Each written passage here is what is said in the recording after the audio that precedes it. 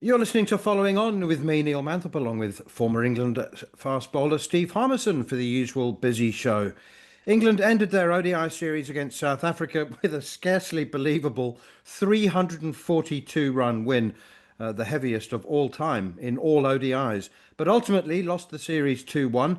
But we'll ask whether that game could be a turning point for the 50-over side. Hampshire Hawks captain James Vince will join us after guiding his side to a record-equalling 11th T20 Finals day after beating Durham. And we'll look back at the other three quarterfinals as well, as Ravi Bopara rolled back the years and Liam Livingstone and Sean Dixon played the major roles in helping their sides qualify for the showpiece at Edgbaston on Saturday. And of course, we'll round up some of the week's other big stories, and we'll finish with the final word. This is Following On.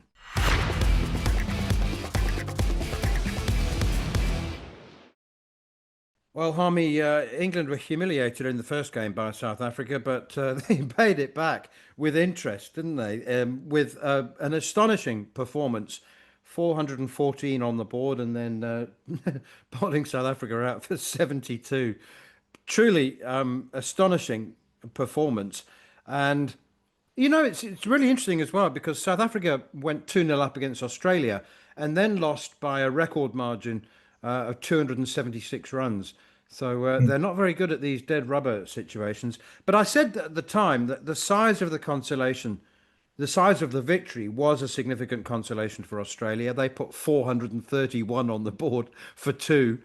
And the size of England's victory as well. I mean, it's the heaviest of all time. And it is a consolation. It's a consolation victory. But I would imagine that, I mean, they'll feel significantly better than if they won by 22 runs. Yeah, absolutely. And look, man, I think you sort of detach the two sort of elements to this series, which is England weren't good enough to win the series. Simple as that. They were well beaten in the games that were alive. But what encourages me about the England, if I'm just looking at England alone, I think there's a lot of things to like about this team. I don't think this team's far away.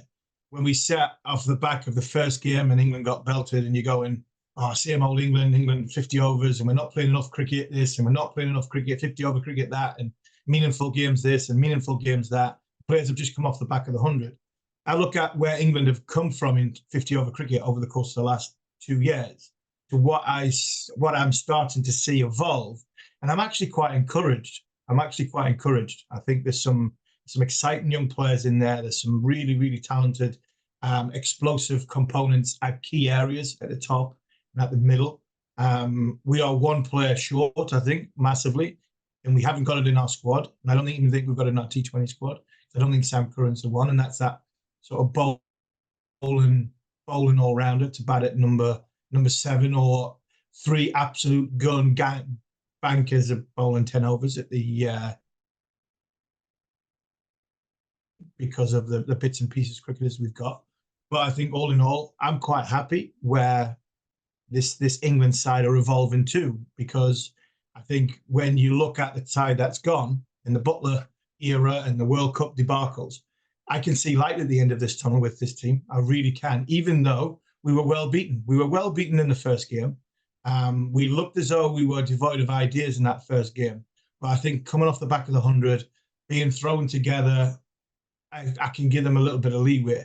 Second game, South Africa put on a strong performance, and South Africa are a good side, even though it wasn't South Africa's full strength side. But I look at this England side and think, you know what? We need to treat Bethell as a batter. We don't need to treat him as an all-rounder. Treat him as a batter, play him as a batter, make him think as a batter. Because at this minute in time, I look at that team and go, right, from Joe Root to Will Jacks at 4, 5, 6, and 7, anybody can bat in any order, in any given situation, and wherever the game is. And I think we have to look at that, and that encourages me with that front. So, that game at Southampton, I really, really enjoyed the way England, fulfilled their skills. So there are still a huge amount of concerns, though. I still think the captain gets a bit giddy when he's on the front foot. Seen by his dismissal in the at Southampton. I mean, he could have given himself out in the first up and then got himself out straight away after that. So, look, I think all in all, England for me were well beaten in the two games that were that were proper games. But I'm not saying it's a dead rubber. I'm just looking at England and thinking, are England on a trajectory to get better going towards a world tournament, which is quite a way away? And the components I'm seeing in this group, I quite enjoy. And I think there's a huge amount of light at the end of this tunnel. What did you make of Harry Brook? I mean, I love the fact that he hasn't been coached, he hasn't been subjected to media training, and he doesn't come out with dull cliches. And I quite like the fact that sometimes he sounds a bit silly and giddy, as you said. I mean, he described the Lord's defeat as an awesome effort, and he said that there's no reason that we can't make 400 or 450 every time that we play. And when he's asked about strategy and tactics, he says we just need to whack it and be aggressive and take wickets and score runs. And I, I'm not being facetious. I do quite like that sort of naive freshness. I do like that, but I do suggest that if he's going to take over from Ben Stokes, that he might need to rein it in a little bit because, I mean, that's fine once in a while, but I think people will then, especially the way some of our media, look at things, that we will pick on Harry for what he's saying, and I do think there is the naivety that's there shouldn't be there anymore because he's been around a long time as Harry Brook. He really has. And I think he's done enough press conferences to understand. But I don't mind some of the stuff that he's saying.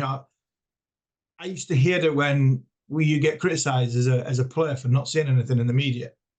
And then when you go and throw everything out there, you get criticised for saying everything. So you can't really win if you're in Harry's shoes because of the character he is. Ben Duckett's exactly the same. I'd much rather listen to Ben Duckett and Harry Brook than listen to some players who just troll out the usual cliches. But I think that over time, it's fine, Harry, when you're part of one of 10. But when you're leader of 11, you might have to put a little bit more, I think, not meat on the bones, but I think you might have to just rein it in a little bit in a way which is a little bit more context of just saying we want to go out and whack it and we want to take as many wickets as quickly as we possibly can. So, look, that's not worrying me, right? From Harry's point of view, I love that boy to bits. He averages 60 in Test match cricket. He is on the upward trajectory to be one of the best players that we've ever produced. My concern sometimes with Harry is when we're in a good place, I don't think he takes us to the next level when he goes out to bat. I sometimes think I'd rather Harry Brook go in at 30 for 3 than he would go in at 300 for 3 because all of a sudden he makes a calamitous decision to then get out, and you're going, you're better than that, Harry. You are, and I think Southampton showed that. Tried that in the first ball, then got out the second ball, and you're going, you know what? But I think that is a little bit of excitement and naivety to try and want to push and show his leadership on his team. So there is a fine balance, and I'm sure he'll get there. But if you're offering a reserved Harry Brook to go back into his shell and not say a great deal compared to the one I've got at this moment in time, I think I'd much rather have the one I've got at this moment in time, and hopefully management can try and help him iron him out onto a path that it just bounces every now and again off the sidewalk. This isn't a comment on England's fitness because we've seen them train and we know how fit they are. But I think that England have lost their way since the last World Cup because of their unwillingness, or in fact, just forget how much hard work 50 over cricket can be, particularly in those middle overs. I mean, they want to play T20 cricket. They want to express themselves. They want to hit boundaries, as Harry says. They want to whack it, and I just think that they've maybe forgotten that there is still time to kill, so to speak, in 50 over cricket, and that 50 overs is quite a long time, and you can be bowled out. And does that? Am I making sense? It just seems to me that they need another Joe Root. I mean, Joe Root played one of the best ODI innings you know, that you'll see. And it wasn't explosive because he carried the team to the point where they were able to score 400. Yeah, I get that. I totally agree with you. And I think I think when you look at it, and this is the possible, probably the thing I was saying about Harry just a second ago, that if you just go out and assess the situation that little bit better in a way which is you've already got a team where you want them. I mean, there's a couple of times now where you see Brook get out for a low score off the back of it. You're thinking, right, just take 10 balls, take 15 balls. And he might turn around to me and say, Harmony, you know what? That's not me. I would just want them to hit sixes and fours and going. And I'll counter that by going, best player we've ever produced in Josh Butler. He takes 10 balls. And I tell you what, when he takes 10 balls, if he does take 10 balls, he backs it up after 25, 30, 35. If he's still batting at 55, the likelihood is he's somewhere close to 100. So that's just a little bit, that possibly comes with a little bit more experience, a little bit more of team onus of knowing where your sort of group's at. Bethell, I enjoyed what Jacob did. I know we probably talk about him, but I enjoyed the way he went out in number 4 in both innings and battered like a batter. And I think that middle period in the game is such a way where I think England have got the opportunity to give themselves a chance, because they've got power at the top. They've got somebody at number 3 who is one of the best players, not of all time, but in all situations, in Joe Root. And he shows that. And he gives you that chance to set your platform. Now, for me, man, as 425 and 50 overs, you can get there in multiple ways. I mean, you can. And people might say, well, that's stupid. An over all time.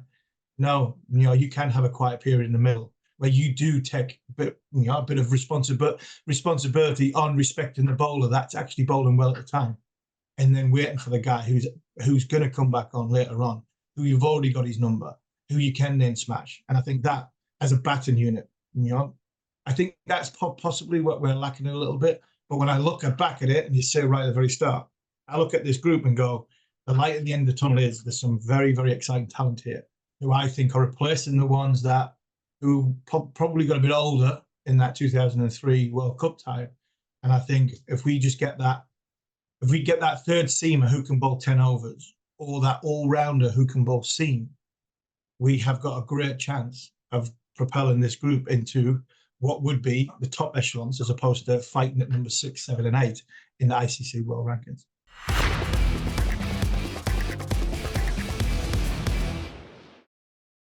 It's time to talk, as promised at the top of the show, to Hampshire Hawks captain James Vince, who has led the team to a record-equalling 11th finals day after posting a whopping 228 for 8 in their quarter-final against Durham, and then restricting them to 195 for 6. James, congratulations. Another finals day. Just by the by, how many of those 11 have you taken part in? All 11, I think. Yes, I thought so. Fabulous. I mean, is it still have the same level of excitement? Yeah, it does. Yeah, I mean, finals day, for county cricketers, it's the best day in the calendar by a country mile. The atmosphere, everything about the days, quality. And when you get through the group stages of the Blast, which seem to go on for an eternity this year, and then you wait a couple of months or a month or so to then play the quarterfinal, it then kind of hits you again as to what you're playing for, and the opportunity to be a part of that day. So, as you say, great win up in Durham. Got off to the perfect start with Linny and young Toby going crazy in the first 6 overs, kind of settled any nerves and got us ahead of the game. And then, thankfully we were able to, do enough throughout the rest of the evening to get the job done and have another final stage to look forward to. I was going to say, James, the success of Hampshire and what's behind the success. But you mentioned the quarterfinal there. Were you surprised by the surface? Because when you got to the surface, there was a lot of green grass on it, which normally means up north means it's going to do a bit. But boy, it was a belter. Absolute belter. I think it was the same wicket they played Northants on in the last group game. I think Durham chased 217 overs or something. I do know when we often reuse wickets at our ground as well, and they do apparently come back greener. I don't know what the reason is, but yeah, they do appear greener second time around. So yeah, the groundsman said the day before the game that it was the same wicket. He thought it would play well, but you know that game was a month ago, so you're never 100% sure how it's going to play. But to us, it looked yeah like it was going to be a good wicket, and played unbelievably well. Maybe even got better as the night went on, and well, the outfield kind of skipped on a bit, and as the dew came in, it got quite cold as it does up north towards the end of that game. But yeah, unbelievable wicket, probably the best one we've played on all year, to be honest. It might have been the most bonkers power play in the whole of the Blast this year. I mean, you only scored one off the first over, and finished it 89 for none. So Toby Albert's had an incredible series, hasn't he? For over 450 runs, a fabulous strike rate. Your Aussies came good as well, Lynn and Cartwright. What are the secrets, do you think, of? I mean, is it prudent signing from Hampshire, overseas pros? I mean, there's obviously you've scored more Blast runs than anyone else in history. A lot of consistency there, sort of familiarity, continuity. What is the key behind Hampshire's success? Yeah, I don't know, because it's a format that can be quite hard to be kind of consistent in, and yeah, often we actually seem to just struggle through the group stages at different times. So it just managed to get the job done. I think out of those 11 quarterfinals that we've played, I think 7 or 8 would be away from home. So it's not like we dominate the group stages and finish in the top 2 comfortably.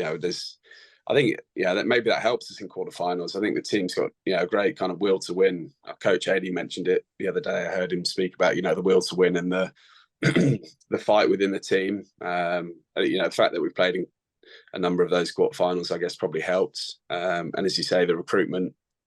I think we had as many overseas as we've ever had this year because of we had 2 young South Africans, Brevis and Leandre, who obviously are in the South Africa squad now. So Linny and Cartwright replaced them, and they've been fantastic for us. Or Linny's only actually played a couple of games because he got injured, but it meant that we had someone available for this quarterfinal, having lost the South African. So yeah, they've been great for us. Obviously 2 major contributions the other night up in Durham, and then I guess some old experienced players that have been there for all 11 of those, and some young guys that have come in, played in half of them, and some guys in the middle of that as well. So I don't really know why. I think it's I guess it comes down to having done it kind of before, and also the skill within the group is obviously good enough to be able to compete against the best teams in the country. James, you've got Northampton on Saturday. Ravi Bopara got 100 to get them through. Me and Manners have been talking on this show, in the last few weeks about the 100 and in the Blast, that there's a lot of experience shining through at this moment in time. The players that have played well this summer have been the more experienced players. The likes of Bairstow hitting 100, the likes of Bairstow, the Livingstons. You've had a good tournament. Are we seeing a sign that ECB are looking for a lot of young players and trying to fast track young players through the system? But when you play a tournament, when you've got to probably think more than you have to, the older players do stand up and do shine.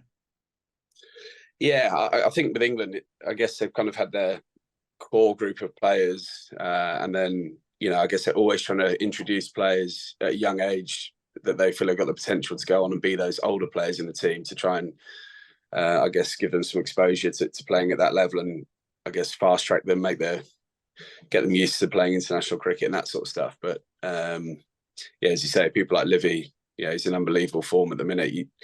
I don't know what they're thinking in terms of at a certain age are players too old, or are the World Cups so many years away and they don't think players will still be in form by then. But yeah, I mean, Ravi coached me in the PSL in the winter. I'm going to be playing against him on Saturday. I might have given away too many of my secrets to him in the winter, but I guess the 100, 100's obviously a very good standard, and Yeah, I think both young players and experienced players are doing well. But yeah, you're right. A lot of experienced players seem to be getting the job done in bigger games. Having said that, Toby obviously played a wonderful knock for us the other night alongside some of the more experienced players. So I don't know, maybe as people get older now, they're in slightly fitter and stuff than they were 10, 15 years ago. I don't know, I'm guessing a bit here, but maybe that age of kind of 35, 36, what used to be considered old, maybe that's, for batters in particular, is kind of pushed up a little bit now. And you're going to see players like Faf du Plessis still performing at 40 years old. So hopefully that's what I'm going to say, so I can hang on for a few more years. Good on you. We spoke to Sam Billings just before the 100, and I asked him how he was adapting and enjoying life as a white ball only cricketer. And he's had 3 years now to get used to it, so he's quite happy. He's got more time for his young kids, and he plays a bit more golf. Do you miss red ball cricket? How are you adapting to life as a white ball specialist? Yeah, I did miss it, particularly at the start of the summer. When they first started playing, and I wasn't there, having been a part of it for I think since 2009 or something. It's a watching on rather than being a part of it was a bit different. But yeah, I guess my circumstances are slightly different. It wasn't 100%, a choice. I was kind of, as a family, we made a call. So, red ball actually became impossible to play. So I guess I was getting to the point where I might have considered it, particularly with like PSL moving to within the red ball part of the summer. But the decision was kind of hurried along and made it easier to make that call. So yeah, I did look at it and miss playing it, but I guess you kind of just get on and play what's in front of you, and that's kind of how my next few years is set up. So I won't miss playing it this week. I'll enjoy having a few days to prepare for finals day, and then I think they go to Somerset on the Monday following finals day. So it's a pretty hectic schedule, crammed in. Particularly given the importance of finals day, it would be nice to be able to be together as a squad in the build-up. But we know the nature of the schedule, and it's been like that every year. So every team's in the same boat. But yeah, from my point of view, being white ball only, it'll be a nice week leading into finals day for me this year. Just to continue on from that, James, you talk about being white ball only. Have you felt as though your outlook's changed over the course of your preparation and everything going into the last sort of 6 months? Because I'm talking about experience here. When I finished playing cricket for England, I stopped playing 12 months of the year. So when you're only playing 6 month summers, then all of a sudden your winter changes because you've been doing something for so long. Did you have to adapt your preparation, your game? Do you feel as though your game's changed going into tournaments where you used to have an eye on red ball, then you played white ball, then you played red ball? Did you think as though, is there something changed inside you because the numbers haven't changed? I don't think I've fully got into kind of the routine of it yet. Obviously, I'm live overseas now. And I guess it's kind of only been this summer where my program's changed and the PSL moved and was on during the start of what would have been the domestic season here. And my last few winters have been pretty consistent. I played Big Bash in the IL and done the PSL. This year's going to be slightly different. Once Saturday's done and I head home, I have a block of time off, which I'd normally be in the UK, which I'll now be in Dubai. And my next cricket's kind of not until December time. So, the build up to that will be slightly different. And then again, coming back next year to the Blast, I don't know when the PSL is, but it's balancing it out between actually using the time to have a break and feel refreshed. And then, making sure getting enough training done to maintain and improve what I can do with the bat. And yeah, from that point of view, focusing on, one format, means all my time can be spent focusing purely on white ball stuff rather than red ball. I think when I played red ball, the county season kind of begins and training kind of goes out the window. If you're playing all formats, you're just going from one to another. If you do get a day off to spend it training, you probably get as much benefit from, not going to a cricket ground and refreshing yourself. Which as an older player, I think is okay because you kind of know what you need. As a younger player, I think you can find, you feel like you have to be training, you have to be trying to improve constantly. So I don't know what's going to happen with the schedule, but I think it would be beneficial if there's just a little bit of breathing space here and there, particularly for these guys that are playing all formats. They want to improve, but they also want to be fresh going into the matches as well. Been an excellent season for Hampshire in terms of 2 finals. Well, finals day followed by the One Day Cup. I know that you haven't been part of the One Day Cup squad, but tremendous depth. I mean, there's some young players, very young players who have played in that. So you can comment on that. But I'm equally intrigued to hear something about life in Dubai. Most of us only ever see the airport. I know the terminals quite well. Yeah. But how is life in Dubai suiting you? I haven't been there for a while, so I can't tell you too much. But yeah, no, the family settled in. The kids are at school over there and enjoying it. They spent a decent chunk of the summer over here during their summer holidays, and that's that time of year.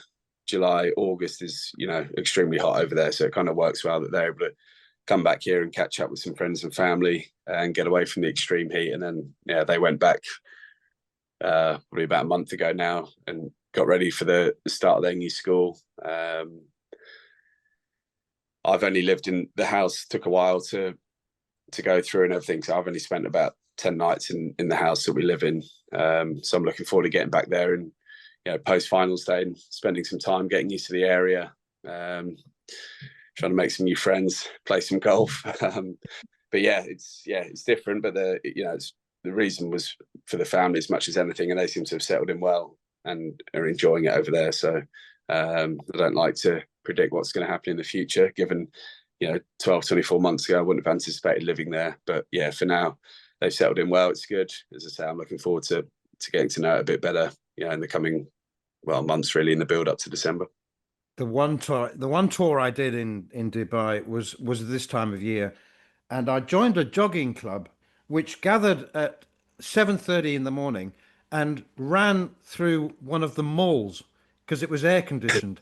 So we did like a 5 or 6K loop through a mall before it opened because it was air conditioned. So there's a tip.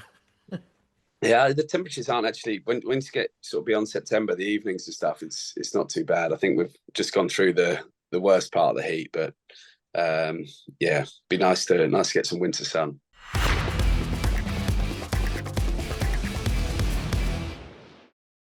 Let's talk about the other T20 quarterfinals, the Blast quarterfinals, Harmy.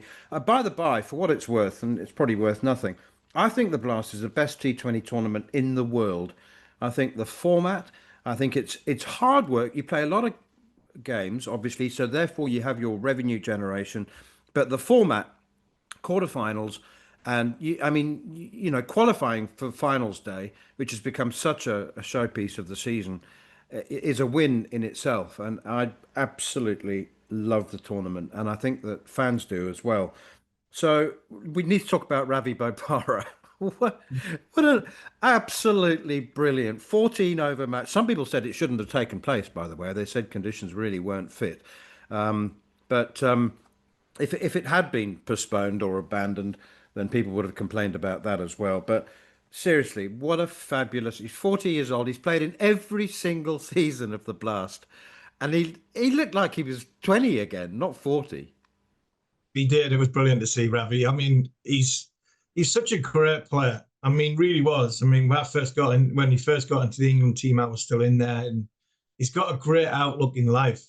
I mean, he has. I mean, sometimes he's not even awake. Do you think, Ravi, are you awake down there with your helmet on? And then all of a sudden he'll come into life. And I thought his innings was. Do you know what? I know when I keep talking about like the England players and some of the decision making that people have under pressure. I mean, Ravi, because of his relaxed manner and his relaxed nature, his decision making under pressure is brilliant. It really was, and that was a good stuff. I mean, he come up against a good bowling attack. He had difficult conditions. I know it was difficult for the bowlers, but it was difficult for batting as well. And they're a good side, Northampton. I know you look at the way David Willey led that side, and you look at the way David Willey led Trent Rockets in the 100. And I look at the Ravi. Two things for me that I make on the Ravi one. I made a point in our WhatsApp group, and it's like there's 17 and 18-year-olds getting wildcards into into the 100, getting 25 grand, 30 grand here, there, and everywhere. I don't mind that. I really don't, because I think you have to give them experience. When I see somebody like Ravi Bopara commentating on the BBC, and you've got 17-year-olds who can't get a game in a franchise tournament, and you go in and you're seeing the likes of Livingston, you're seeing the likes of Bairstow, seeing the likes of David Willey, all these older guard who have been the best players in the 100 so far this summer, you're going, there must have been a place for Ravi Bopara. But you know what that did, Manners? That helped Northampton. Because I think and I don't know this, but my personal view is if Ravi Bopara played in 100, he wouldn't have gotten that 100 against in there for Northampton against Surrey in the quarterfinal. Because being at 40 years old and playing the 100 and everything that goes batting and bowling, the dynamics he has, he probably wouldn't have been had the energy to do that. So I think from Northampton's point of view and Darren Lehman's point of view, it was brilliant that he did miss the 100. But what an innings, what a player and great character. He was on with Stuart Broad not long later on TV, talking about it, and he was brilliant. He was as chirpy as ever. I mean, he was as chirpy as ever. I think if I can remember rightly back, because I think I was a tour to the West Indies where I think not only did he leave his passport at home once and had to get a taxi for it, I think he did it twice. I mean, he is very, very, he is dozy as Rav, but I tell you what a player he's been in English cricket. Not only just for England, he played in the 2009 Ashes series. He's played in World Cups. He's played in big tournaments. Played in every franchise tournament around the world. And at 40 years old at the Oval, and a big crowd, a big occasion, big night against probably the best team that's in the tournament. 100 or 50 balls.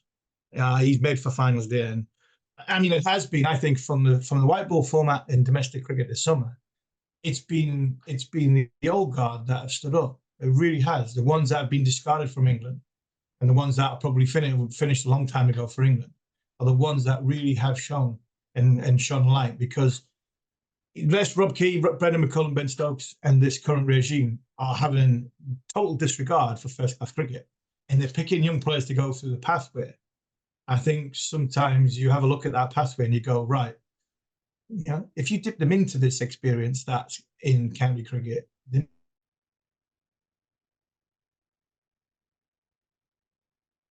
squad, because the likes of Bairstow, the likes of Livingston, the likes of Bopara, the ones that have shone up, David Willys and all that, they'll learn them a thing or two. So I think there has to be a compromise, and coming together for both. But brilliant for Rav, and it'd be a great finals day as well. Just a reminder that he came to the crease at 1 for 2 as well. You would have heard Stuart Broad say to him on TV, well, you've got 10 days now before finals day. What are you going to do to keep going? And he said, 9 days of golf. 10 days of golf, yeah. A man after my own heart. Let's look at the other games then. That was a big upset. Steelbacks beating Surrey.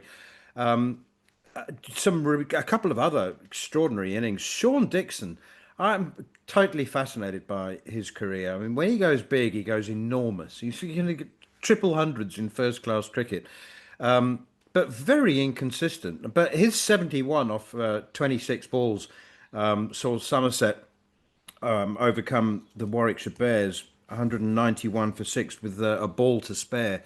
Brilliant innings. And Livingston showed his quality, didn't he, with an unbeaten 85 off 45 balls for Lancashire to get into finals day over Kent as well. So they do say, don't they, that it only takes one individual with one brilliant performance to win a T20 game. It does. No, it's not true, of course, but those examples were as close as you can get. Yeah, definitely. There were. I give the Dixon one up. I give it up. I really did. Gleeson's got the last ball of so 7 balls left. I think they needed 19 to win. Dixon on strike, and you're going, he's got to hit a 6 or a 4. If he single, I was sitting there thinking, right, if he hits a single, Dixon can hit 18. I don't think Craig Overton can hit 19. If he hits a 4, Craig Overton might possibly get to 15 off the last over with him being on strike. Because you'd imagine the field would come in and you try and keep him on strike. But then when Gleeson bowled he bowled 2 brilliant Yorkers right at the end. And you're going, nah, no chance. 19 with Dixon not on strike for the last over. they've got no chance here. I've given it up. But what a finish! I mean, the over. I think it was 2 overs before. I think he had 20 odd and 20 odd. I think it was in 2 overs before, and you're going right. They've got a chance now because of how small Taunton is. But they were always. I thought they were always maybe 3 balls behind. Always three balls behind. But he made it up. It just shows you hold your nerve to the last over, and you ask the bowler to make a decision. And if he doesn't quite get it, you get the momentum, and bosh, you're aware. And I thought the Liam Livingstone one was such an experience, an innings by an experienced player who we've all talked about his responsibilities. When he's been given the responsibility, he stands up, and he stood up. He got whacked in the head. That was a big hit. That I don't know if you've seen it, Manners. The hit he got on the head. That not only does that hurt, but that would have took a lot out of him. It really would. And I mean, it hit him. Yeah, I was fearful for a second there, because where it actually hit him just below where the helmet is. But then he kept going, held his nerve. I thought Lancashire, apart from Liam Livingstone, I thought Lancashire were embarrassed with the bat. I really did. I didn't think they handled the pressure at all. Top of the order was poor. 2 lads in the middle did really well. And even at the back end, and you're going, just hit it for one, and Liam's hitting it out the ground. Just keep him on strike. And 2 or 3 players came in and threw it up in the air. I didn't think Lancashire handled the pressure that well. So he'll lose Phil Salt for finals day as well. So you look at Lancashire and wonder, I wonder if they might be the poor relations in this. But I thought Liam Livingstone, he's made his mouth go to us. He's had his say, and he stood up and been counted in, not only in the 100, but he's now got his team to finals day. And if Lancashire, for me, had to win finals day, you talk about one man having to do it, I think he might have to be very, very influential in both games, because that could be a weaker Lancashire side going into the Saturday afternoon, because of, obviously, Phil Salt's going to miss as well. Steelbacks, by the way, might have their South African Matthew Brietzke back in their squad. He's not in South Africa's T20 squad, but yeah. So just confirmation that finals day will be Hampshire, Northants, Lancashire, and Somerset. That's I don't think anybody have any complaints about that. I think they're very, very good teams, aren't they? They've proven it through the season.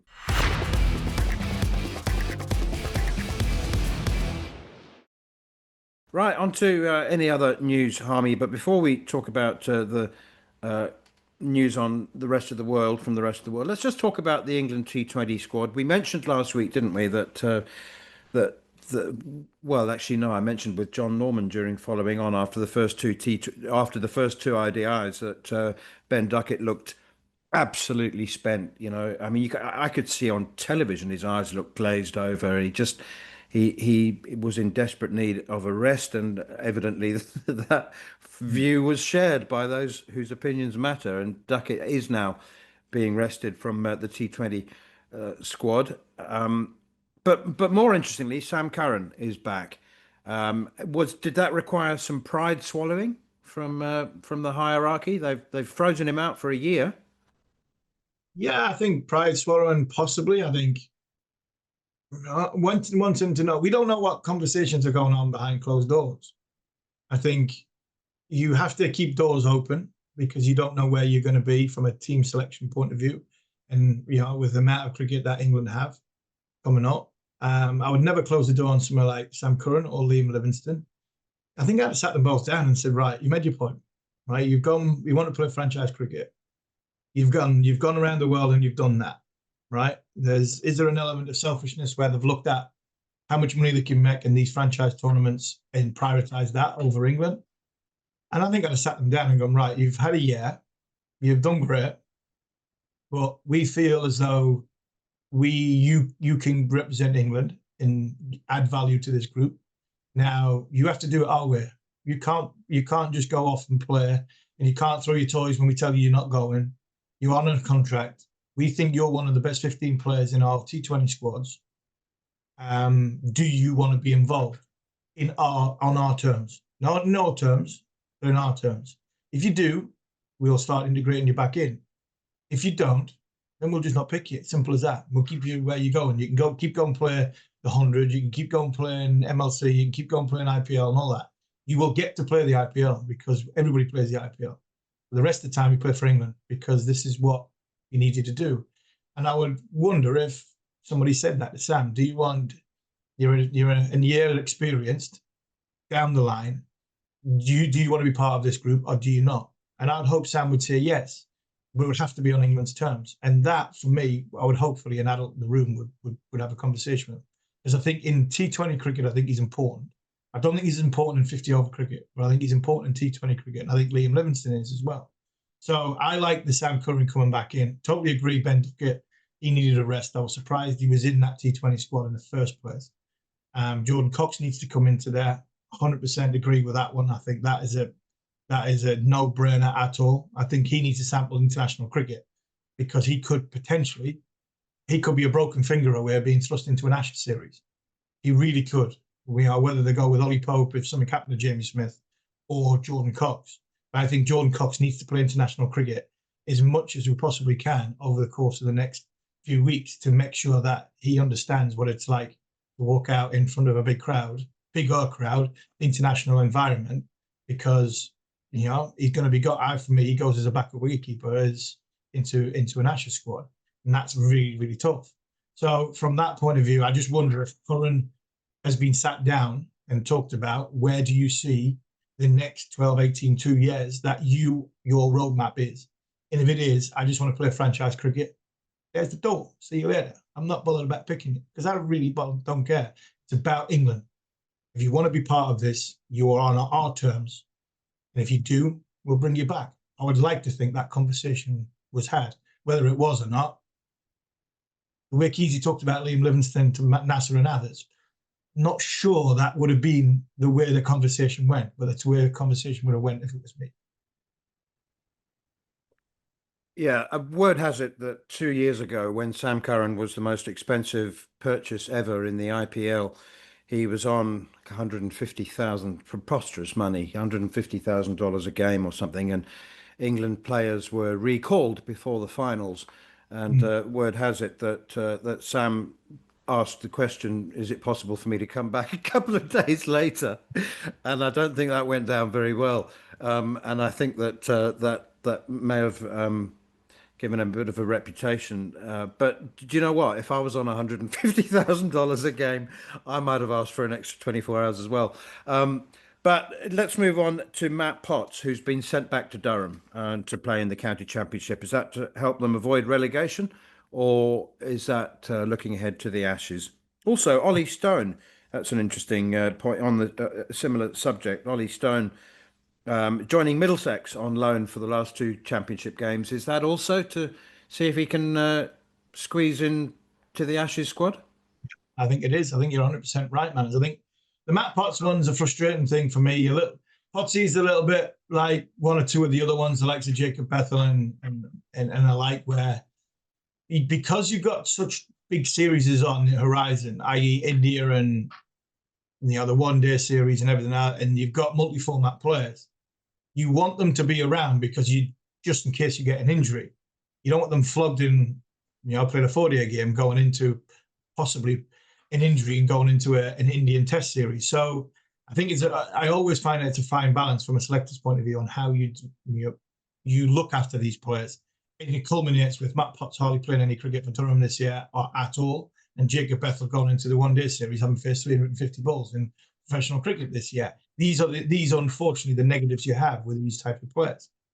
I think once Jamie Overton decided that he wasn't going to be playing in the Ashes, then I think Potts and Stone now are the ones that are probably going to benefit from that selection. And they need to play 4-day cricket. Potts needs to go to keep Durham up. He needs to go and get a bag of wickets. He's got 3 games, 3 first-class games. He's got to play in all 3. He's got to tell them he's going to play in all 3. He's got to demand he plays in all 3. And he's got to go and get, if he goes and gets 15 wickets in the last 3 test matches, 15, 16 wickets in the last games, or maybe he's a little bit more. 1, Durham stay up. 2, he gets confidence. And 3, he then goes on, for me, he goes on the Ashes tour. Because I think the thing about Matt Potts is he's so reliable as a bowler that I think England sometimes look past him. Where, from in my opinion, I think with all the chopping and changing and bowlers being fit and Archer and Wood and everything, we're looking for pace. I think we needed to search and say, right, we have one seamer who will play across the board, and we'll build an attack around him. Now, Matt Potts is not he's not the name that's like box office name that you're going to go, right, we're going to build an attack around him. But a little bit like Chris Woakes, you know for a fact that every single week he's going to turn up. You know for a fact what you're going to get with him. And you can, he's very, very durable and reliable. So for me, I think Potts is now in the contest of Ashes selection. Now, Jamie Overton's decided that he's not going to go to Australia. The Ollie Stone one, he needs to bowl overs. I mean, a little bit. I don't think you can take Ollie Stone, Mark Wood in the same Ashes touring party. You can't. It's impossible. Unless you're going to take an extra player, 2 players. So Ollie Stone possibly is either clutching at straws to try and get him some game time to have him in Australia with the Lions. I think the best case for Ollie would be the Lions. You can't possibly have Ollie Stone and Mark Wood in the same touring party to Australia. I mean, I went in 2002-03 with an injured side. I think we took about 25 players to that trip. And I mean, it was like a revolving door before the first Test match on who was going through the physio's route. England they need clarity. They need their best team out there. And if they are going to have one injured bowler that they're not sure on, who hasn't played for a while, it has to be Mark Wood. It can't be anybody else. Let's move on to the final word. We're going to start with a couple of golden oldies. Ross Taylor coming out of retirement to play for Samoa. His mother is Samoan, of course. He retired from the Black Caps in 2022, but he'll now, I'm not sure if he'll lead Samoa, but he'll be playing for them in a qualifying tournament for the 2026 T20 World Cup, along with Papua New Guinea, Japan, Oman, Nepal, Kuwait, Malaysia, Qatar, and the UAE. So he's going to have a busy schedule. So good on Ross Taylor. And Sikandar Raza, I can genuinely say, is the only 39-year-old I've ever seen who's getting better. And he's been getting better for all of the last decade. And he's just been named the #1 ODI. Well, he's head of the ODI rankings, all-rounder rankings, at the age of 39, the Zimbabwean. So, golden oldies. T20 is a young man's game. It's a summer of the golden oldies, yeah, Sikandar Raza. I'll throw Jimmy Anderson next. I think Jimmy was getting better when he was 39. Jimmy could be getting better when he's 49. He's going to go into Saturday's finals there. But yeah, no, we've seen it, didn't we? During Sikandar Raza played during the Test match in the summer. He's a proper player. He'll go down with the likes of the Flower Brothers, Heath Streak, and of somebody who, when Zimbabwe was struggling, he's dragged them from the floor. And yes, even though he's at 39, he's showing that he's got, he's not slowing down any bit, being all-rounder of the top of the all-rounders. Another golden oldie, shout out for Wayne Madsen. About to play his 500th game for Derbyshire. Truly extraordinary. He's going to play in the 2026 World Cup as well for Italy. He's 41. And he might be getting better, actually. Getting better as well. Yeah, he's been a great servant for Derbyshire. A good man for Mickey Arthur, it seems, and for whoever came through before. And another player who, every time they go through a little bit of a transition period over the course of the last 10, 12 years, it seems as though Madsen's the one that's held them together. And he's had a good sort of white ball tournament as well. 41 years old. And another one that's the Italy. I mean, Italy's going to have a side, aren't they? They're going to have a side. They're going to be the dark horses in that tournament. And he'll become a dual international as well, because 20 years ago he played hockey for South Africa at the Hockey World Cup. And finally, Harmy, and this one, I'm bringing this one out. This is a surprise package for you. Canada lost both their opening batsmen. It's a riddle. You need to solve it very quickly. Lost both openers to the first 2 balls of an ODI against Scotland. It was a World Cup League 2 qualifier. Canada lost both opening batsmen to the first 2 balls. How did it happen? It must have been, they've got to be run out, because you can't be out if it's caught, if you get a catch and you cross. So you've got to be on strike, haven't you, if you're a new batter? So it must be a run out, is it?